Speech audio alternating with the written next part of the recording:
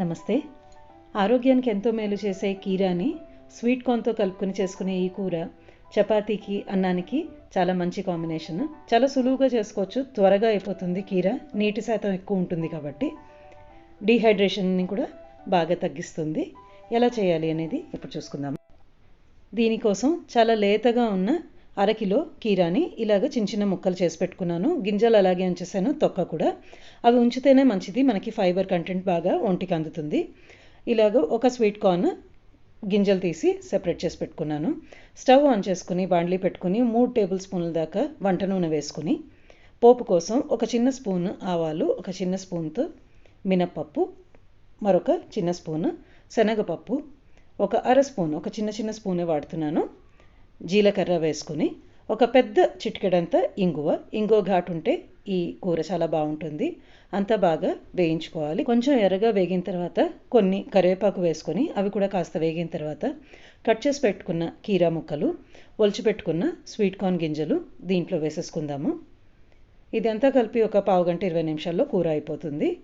సరిపడా ఉప్పు వేసుకొని మొత్తం ఒకసారి కలుపుకొని బాగా ఉప్పు పట్టేట్టుగా మూత పెట్టుకుని మగ్గించుకుందాము.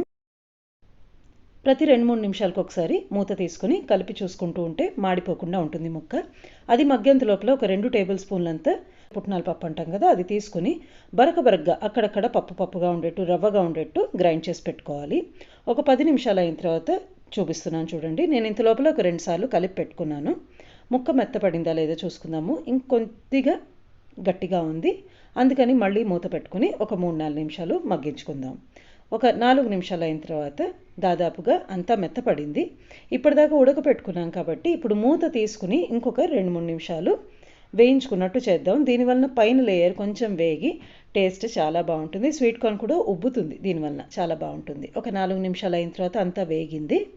ఇప్పుడు మనం పౌడర్ చేసి పెట్టుకున్న పుట్నాల పప్పు దీంట్లో వేసుకుని ఒక 2 నిమిషాలు వదిలితే ఆ పచ్చి వాసన పోతుంది.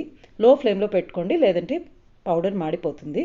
తర్వాత 2 స్పూన్ల సాంబార్ పొడి వేసుకొని ఇది కూడా ఒక సగం నిమిషం ఉంచుకొని స్టవ్ ఆఫ్ చేసేసుకుంటే మనకి వేడివేడిగా స్వీట్ కార్న్ కీరా కలిపిన కూర రెడీ.